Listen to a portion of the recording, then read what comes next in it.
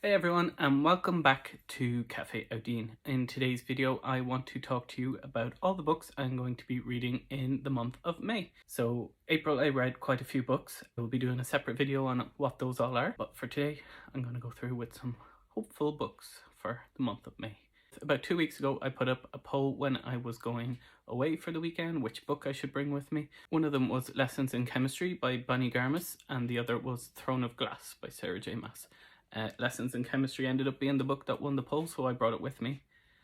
Didn't read it while I was away, but it was the one that won regardless.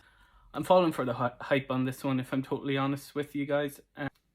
It's all over BookTok, Bookstagram, BookTube, you name it. Almost everyone has read it at this stage, and I feel very left out. So I picked up the first copy of the new covers, which are beautiful, if you ask me, which was part of the reason why I picked it up was how nice the new covers are. We're gonna try give it a go, see if it's worth all the hype. Next up on my TBR is 9 Liars by Maureen Johnson. 9 Liars is the 5th book in the Truly Devious series. Truly Devious series started off as a trilogy, and then she came out with Box in the Woods, which was like a standalone mystery with the same characters from the Truly Devious trilogy. Box in the Woods ends with kind of ties into this next book, 9 Liars, which I'm not sure yet, but potentially could be the start of another series. Who knows? Senior year at Ellingham Academy isn't going well for Stevie Bell. Her boyfriend David is studying in London. Her friends are obsessed with college applications. With the cold case of the century solved, Stevie is adrift. There is nothing to distract her from the questions pinging around her brain, questions about college, love, and life in general. Relief comes when David invites Stevie and her friends to join him for the study abroad, and his new friend Izzy introduces Stevie to a double murder cold case. In 1995, 9 friends from Cambridge University went to a country house and played a drunken game of hide and seek. 2 were found in the woodshed the next day, murdered with an axe. The case was assumed to be a burglary gone wrong, but one of the remaining 7 saw something she can't explain. This was no break-in, someone's lying about what happened in the woodshed. The 5th book in the Hilarious series starring Stevie Bell is another pulse-pounding mystery by best-selling Maureen Johnson. I wouldn't call it a hilarious series. It's a murder mystery. It definitely wouldn't refer to it as hilarious. I'm also very disappointed that this is a US copy. It's very floppy. UK and Ireland books aren't this floppy. Also, it's about this much taller than the rest of the books, which is very annoying also because it's not going to match up on my bookshelf. Third on my TBR for May is Strange Sally Diamond by Liz Nugent. This is an Irish author. Never read anything by her before. She has previously written Ravelling Oliver, Lying in Wait, Skin Deep, and Our Little Cruelties. Sally Diamond cannot understand why what she did was so strange. She was only doing what her father told her to do, which was to put him out with the rubbish when he died. Sally is the centre of attention not only from the hungry media and police detectives, but there is also a sinister voice from a past she cannot remember. As she begins to discover the horrors of her childhood, Sally steps into the world for the first time, making new friends and big decisions, and learning that people don't always mean what they say. But who is the man observing Sally from the other side of the world, and why does her new neighbour seem to be obsessed with her? Sally's trust issues are about to be severely challenged. This seems to be another murder mystery-esque type book, which might be good on the back of 9 Liars. I don't read much murder mystery with the exception of the Truly Devious series, so maybe trying something different might be good, and I don't read too many Irish authors either, so that's a nice change of pace as well. Next up we have Emily Wilde's Encyclopedia of Fairies by Heather Fawcett.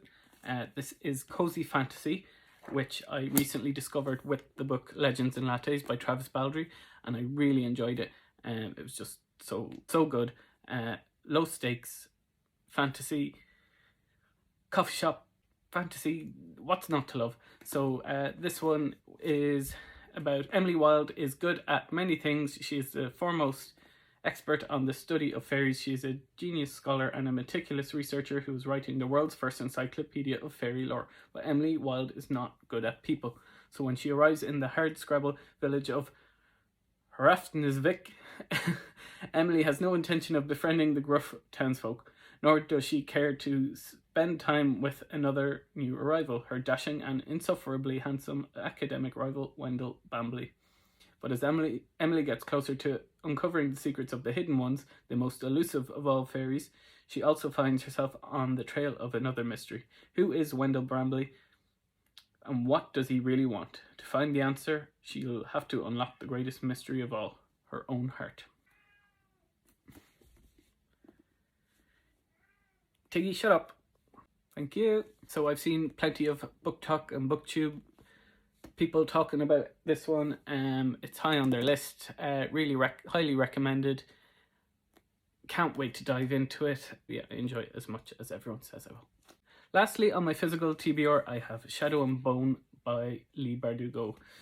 Now, me and Leigh Bardugo haven't had the best run so far. I DNF'd 9th House last month, and I attempted to read Six of Crows and I couldn't get into it, but after speaking to several people, apparently Shadow and Bone is where I should really be starting.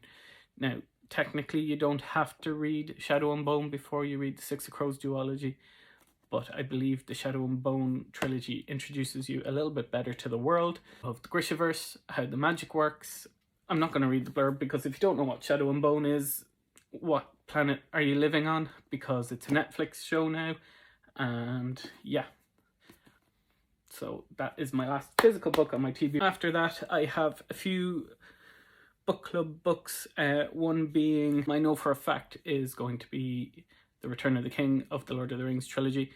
I'm currently listening to The Two Towers on audiobook, and then we're going straight into The Return of the King for April. For May, I've yet to pick up my copy of that, but I will probably be using my Audible credit for the month of May on that as well. So I'm about halfway through it at the minute, and hopefully I will pump it up to 2 speed and get it done. I have one other online book club that I'm a part of. We have yet to decide what our May book is, as it is currently the 28th of April as I'm recording this, so still have a few days left in the month before we get to May.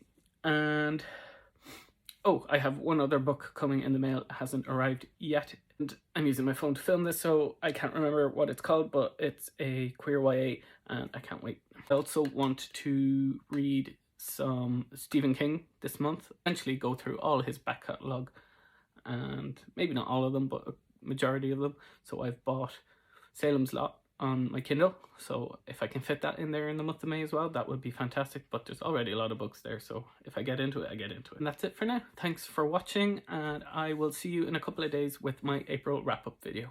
Bye.